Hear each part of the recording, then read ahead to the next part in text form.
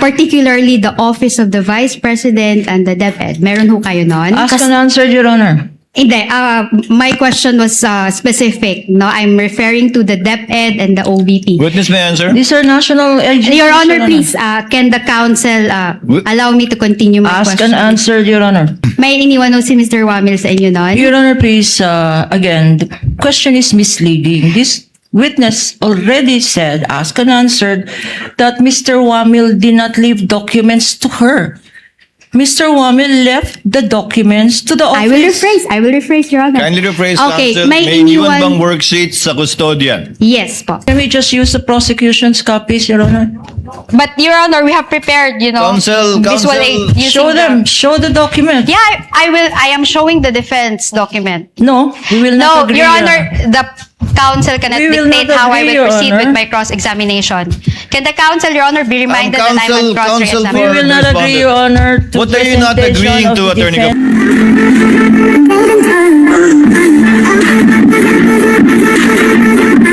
Markings mentioned by Attorney Capuna and Attorney Lorna, jury noted. We therefore reiterate that we have terminated our direct examination, Your Honor. Thank you very much, counsel.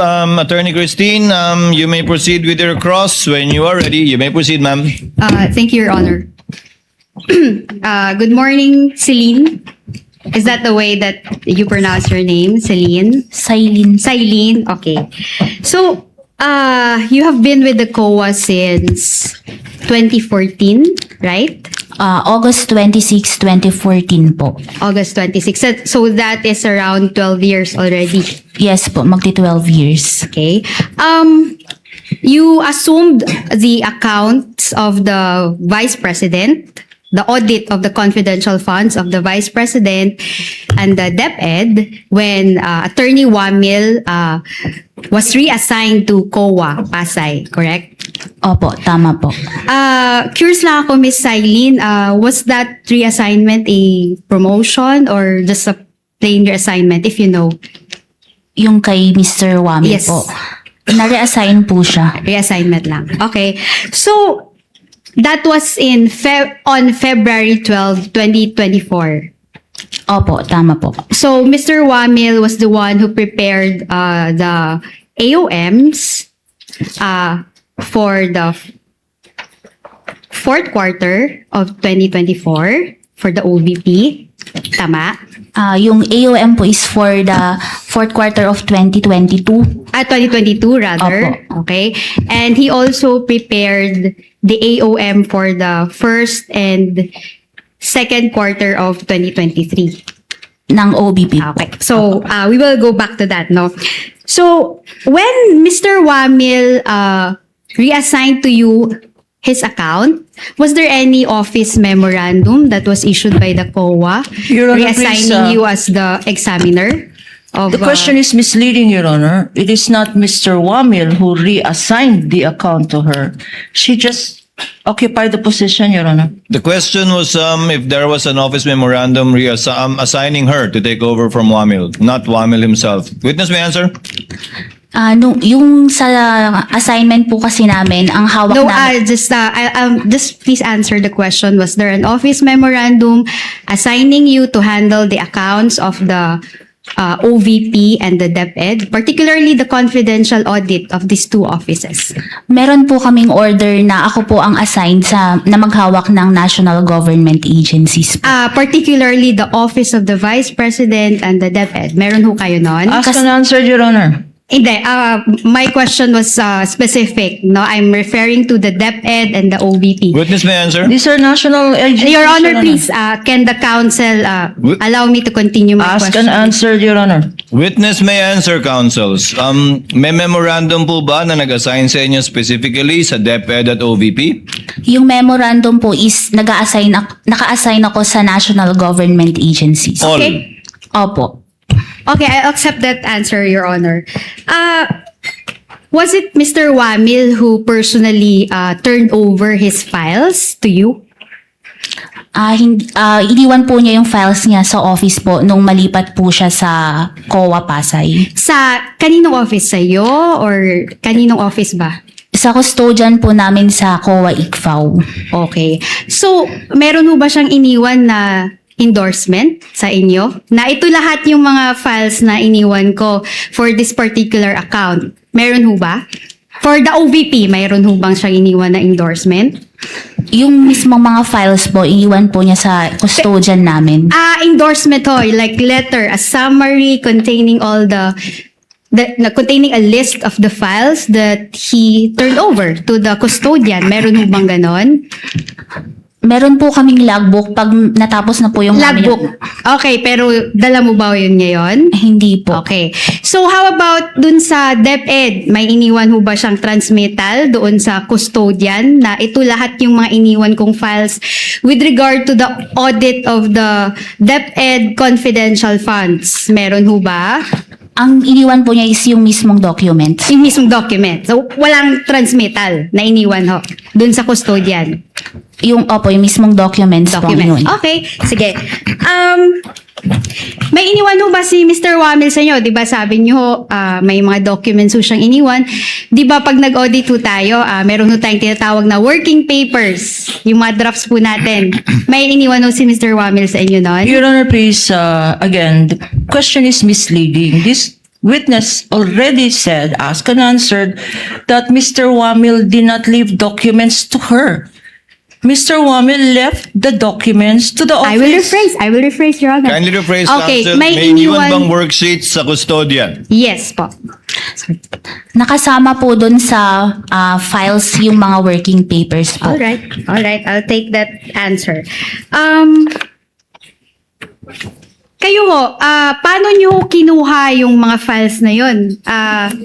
Kinuha nyo lang diretso sa custodian? Ano pong proseso nun?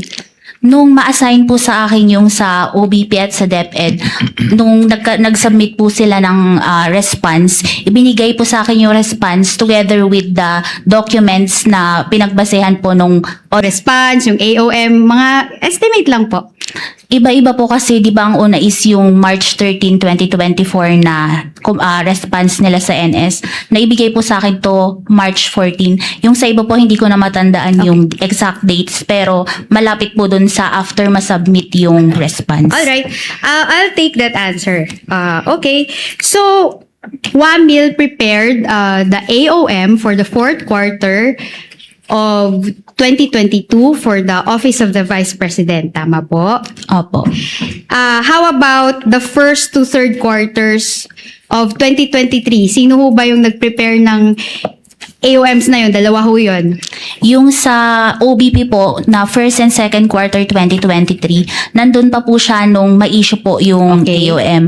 Yung sa third quarter po, siya yung nag-draft. Pero nung na-finalize na po yun, wala na po siya sa COA ICFAO. So, yung custody po ng document na yun, nasa division chief. Kaya nung finalize po yun, division chief na po yung nag-finalize. Okay. So, all right. Sige, we will flash this AOMs, no? Kasi nga si Mr. Wamil nga yung nag-prepare nung iba sa kanila, no? Sige.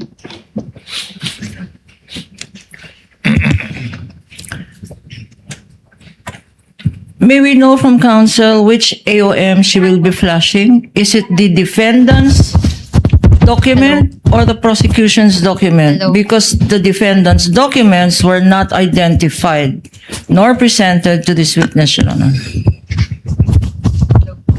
Then if counsel wants to confront the witness with documents she has identified, she has to use the prosecution's evidence because that was the one identified by the witness. If she now intends to present the defense documents, they are not documents that have been identified nor authenticated by this witness during her testimony. We will She can confront have them. a continuing objection. Excuse me, counsel. We will have a continuing objection to their presenting their documents which have not been identified by the witness. They are AOMs. AOMs have been identified by the witness, but these are prosecution's AOMs, Your Honor. May I suggest, Your Honor, to the defense counsel, since she refused for us to use the defense witnesses, that she uses now the prosecution's documents. That is up to her, counsel. She may confront the witness with her copy of the AOM. I'm sure she would be competent to testify whether these are the same documents earlier identified as exhibits for the prosecution or not. Counsel, Yes. you may proceed. Yes, correct, Your Honor. And their AOMs, we did not dispute those. So we have the same copies, Your Can Honor. we then, Proceed, counsel. in Proceed. connection with that, Your Honor, Hello. since counsel admits that our AAMs are their defendants' AOMs, can we just use the prosecution's copies, Your Honor? But Your Honor, we have prepared, Counsel, visual counsel. aid. using Show the- them, show the document. Yeah, I will. I am showing the defense document. No, we will No, not agree. Your Honor, the counsel cannot We will dictate not how I agree, will Your proceed Honor. with my cross-examination. Can the counsel, Your Honor, be reminded that I'm counsel- on counsel We cross-examination? will not agree, Your Honor, to What are you not presentation agreeing of to, Attorney defense Capuna? documents. I'm sorry? Because precisely there was no stipulation yesterday. There They was, are Your now Honor. constrained. Excuse me, counsel. Allow her to finish, They are counsel. now constrained, Your Honor. I'm sorry. So, the first AOM is dated September 14, 2023. It's AOM number 2023-211. Okay. The assisting counsel can check this copy. Okay. Anyway, I can dispense with that. The second AOM is October 3, 2023. Now, I will direct you to the last page. It says here RCW, JMQ, GAC, RRS, and BP. So, RCW is Roderick C. Wamil, correct? Opo, tama po. Okay. Who is JMQ?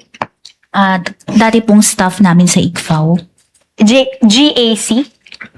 Division Chief po. Um, ICFAO. If you can state her name or his name. Si Attorney Gloria A. Camora. Okay. This is Gloria A. Camora. RRS. Dati din pong DC sa ICFAO pero retired na po siya. Alright. NBP is the signatory. Opo, si Ascom Nilda Plaras. Okay. Okay. So, we will proceed to the third AOM for the OVP that is dated February 1, 2024. So, I will direct you to the routing list. Do you agree that this is a routing list? Sila po yung nag-review, nag-evaluate, nag-review ng documents. Yeah, I was about to ask you that question. Thank you for confirming. Now, it's RCW, Roderick C. Wamil again, Opo. JMQ, RRS, NBP. Opo, tama. All right. So, let's go to the AOM for the OVP dated August 8, 2024. On the last page, the routing list, it's RCW, GAC, RRS, NBP. But this is August 8, 2024. Opo, tama. Wala na si Roderick Wamil dito sa ICFAO. Wala na po Correct. siya pero dyan po kasi siya yung nag-draft po ng AML. Siya yung nag-draft nito. So meaning, when he drafted this, he left this doon sa records ba? Or saan? Yan po kasi may draft na siya, nasa division chief na po. Nasa division chief. So, from February to August, so ilang months yun? February, March, April, May, June, July, August, after 6 months, dun lang na-release yung AOM nung wala na si Wamil. Tama? Opo, kasi po, And then, sorry, just answer my question, Celine. Can you ha? please repeat the question? So, from February 2024, nung umalis na si Mr. Wamil, di ba? Iniwan niya to sa records sa division chief na. So, na-release ito. Your Honor. Your Honor, preparatory nga. Sabi nga niya, i-repeat ko daw ho. She's, So, inuulit she's ko. laying the basis for her question, counsel. So, Attorney Christine, kindly yes finish your po. question. So, after 6 months, doon lang na-release yung AOM. dahil po dumaan pa ito sa Yeah, review sa po. review. Hindi ka kasali dito sa grupo na nag-review, nag-draft. Wala kang participation dito. Na-review ko po yan nung nag-evaluate na po ako ng mga Eto. responses dun sa, binasa ko din po yan nung nag-evaluate ako ng responses sa notice Okay. of suspension. So in short, nakita mo lang to after it has been issued by the COA ICFAO. Tama? Opo, kasi yun yung na naging basis ko ng evaluation. Sige, okay. Next is the audit observation memorandum for the DepEd. Wait. Your Honor, can I just confirm my counsel? So, let's go to the DepEd, ano? Sige, dun din tayo sa routing list, no? February 1, 2024, nandito pa si Roderick Wamil kasi RCW, JMQ, RRS, NDP. Opo, tama. Alright. Let's go to August 8, AOM. Ayun. RCW, GAC, RRS, NBP. Wala na si RCW pero nasa division head. Opo, pareho po nung sa OBP. At saka na-review mo lang to nung na-issue na ng division head ng ICFAO. Opo, nung mag-evaluate na po Okay, ako ng sige. Salamat, response. Celine.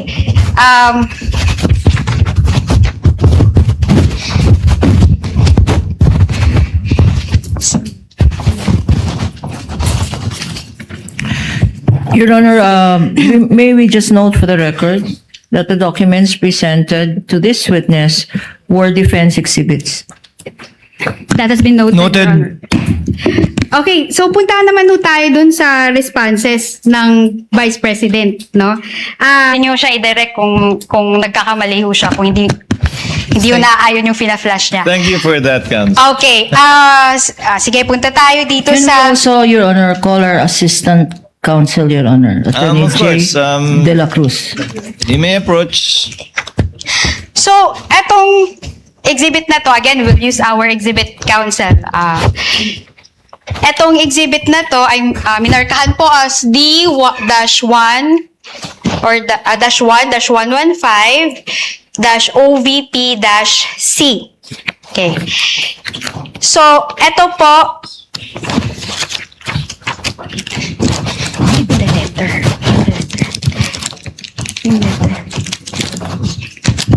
Eto.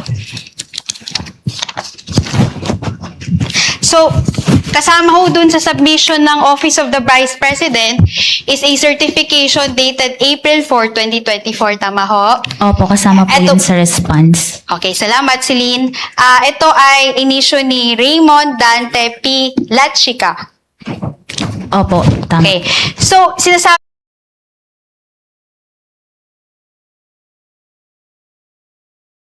ho dito sa first paragraph, this is to certify that the confidential activities such as surveillance and information gathering were performed in 127 areas during the first quarter of CY 2023 and 111 areas during the second quarter of 2023, which enabled the team to prevent untoward incidents from transpiring during the engagements of the Vice President and the implementation of the programs of the Office of the Vice President, including the establishment of 3 new satellite offices, Isabela, in Cagayan Valley, Bicol, and BARM, and the implementation of OVP Libreng Sakay. Do you see that, Celine? Yes po. Okay, salamat. Pero sinabi nyo sa findings nyo na it doesn't pass the proof of success of the intelligence activities, correct? Yes po, Okay. under 4.8.5, Okay, hindi po siya sige. sufficient. So, kasali ho diyan sa letter na yan are what we call as Protective Intelligence Operations Report for the engagements of Vice President Sara Z. Duterte. Nakita niyo ho ba yon? Opo, tama po. Okay. So, sa bawat quarter na yon, may summary of intelligence work. Nabasa niyo ho ba yon? Yung summary po nung Ang tanong ko, nabasa niyo ba bawat quarter yung summary of intelligence work? yung kwan po, narrative po nung ano yung activity, date, Okay. location, Okay. yung timeline po. Sige po. Nakalagay po sa PIOR. So, I'll take that answer, no? So, Your Honor, please. Never mind, Your Honor. I'm She might showing not you take this my answer, Your Honor. I am showing you this document, no? This is marked as our Exhibit D-1-115-OVP-C, Your Honor. With the caption, Protective Intelligence Operations Report for the engagement of Vice President Sara Z. Duterte, first quarter CY 2023. Now, punta ho tayo sa item number 4. Okay, number 2 muna tayo sa scope, no? You can read it with me. This report pertains to the narrative of events and accomplishments of VPSPG in terms of protective intelligence. Do you confirm that? Protective intelligence operations. Opo, tama po. Okay. During the engagements of Vice President Sara Z. Duterte for the first quarter of CY 2023. Do you confirm that? Opo, tama. All right. Number 4. Punta tayo sa number 4. Item 4, you can read it with me. The protective intelligence activities carried out in support of the Vice Presidential Security and Protection Group's protective security operations for the places of engagement of the Vice President Sara Z. Duterte or Vice President Sara Duterte from January 1 to March 31, 2023, okay, are listed below. So, nakita nyo yan. Sakto yung basa ko ng narrative. Opo, nakalagay po yung engagement. Okay, salamat. No? Pero nakalagay ho dito in support of the Presidential Security and Protection Group's protective security operations. Based po sa document. Alright, sige. Letter A. Nakalagay dito ika 106 na taong pagkakasarinlan ng Bustos Minasa Festival Ceremony Opening. So nakalagay date covered January 2 to January 10, 2023. Location, BMA Park, Poblacion, Bustos, Bulacan. Number 3, probable threats, NPA and criminalities. So number 4, detailed intel collection team, ICT. Nakita niyo ba yan? Opo, based po sa document. Okay, salamat po. Nakalagay ho sa timeline of activities na to, may nakalagay yung table, no? Tingnan lang natin isa-isa, no? Kung ito ba talaga ay intelligence work o hindi, no? So, etong number 5, tingnan ho natin yung item number 5. Liaising with intel operatives and respective informants of the PNP for the data information gathering needed for the threat assessment on criminalities in the municipality of Bustos and its neighboring communities. Ano yan? Intelligence work ho yan? Or ano lang ng admin work lang ng Office of the Vice President? Ang pagkakaintindi ko po dyan, yan yung naging part ng ano yung activities, yung sa... Hindi, tatanungin kita, based on how it appears, ano ho yan? Liaising with intel operatives, ano ho yan? Normal lang ho yan sa Office of the Vice President na mag-liaise with intel operatives?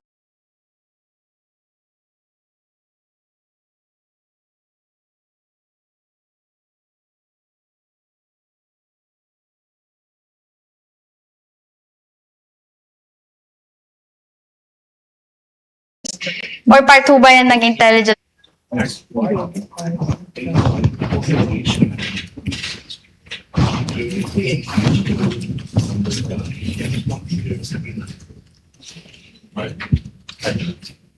Papasok po siya sa intelligence gathering. Okay, salamat po. Number 7, intelligence fusion with the for the threat assessment and situation update. Ano ho yan? Papasok ho yan sa intelligence or normal work lang yan ng OVP? Sa intelligence. Salamat po.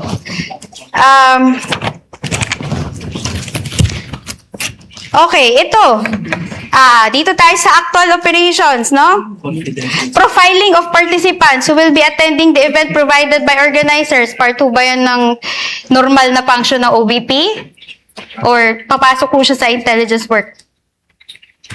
Sa intelligence work po. Okay, salamat po. Deployment of intel operatives and informants along routes, primary and alternate, from the landing zone to the venue. Is that an OVP admin work or intelligence related ho yan? Kasama po yan sa intelligence. Okay, gusto ko man hong isa-isahin ito, Your Honor, no? Pero I think we are constrained by time.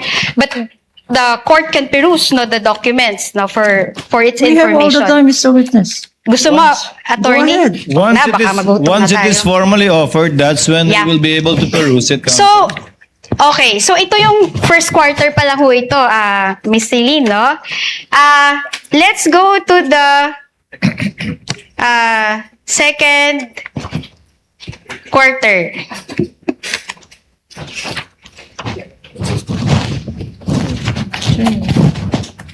Okay. So, punta ho tayo sa second quarter ng 2023. Okay. It is covered by the same letter of Mr. La Chica. Okay.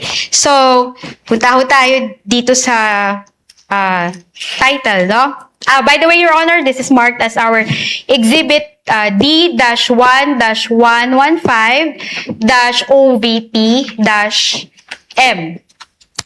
Okay. So, ang title ho nito ay Protective Intelligence Operations Report for the Engagements of Vice President Sara Z. Duterte, second quarter 2023.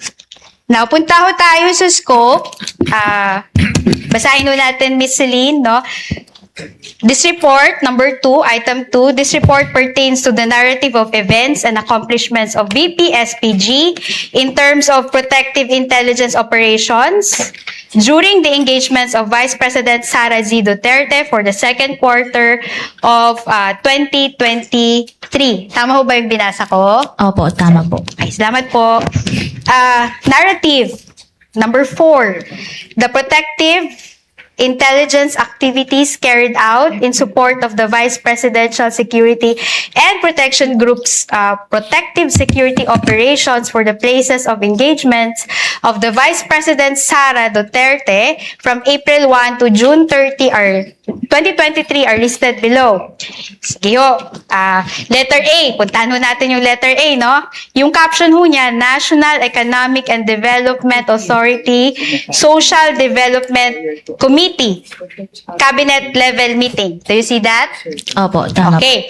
So, yung date covered po niya ay April 2 to 5, 2023. Tama ho ba?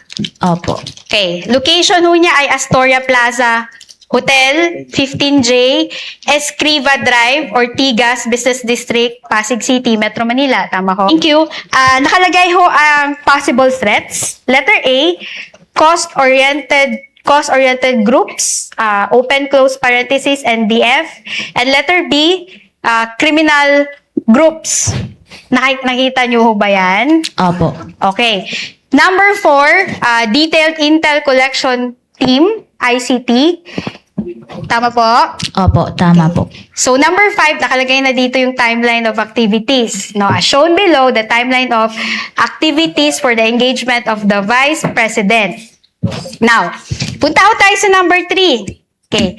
Liaising with Intel operatives and respective informants of the PNP for the data information gathering needed for the threat assessment on criminals in Pasig City and its neighboring communities. Ano ho ba yan?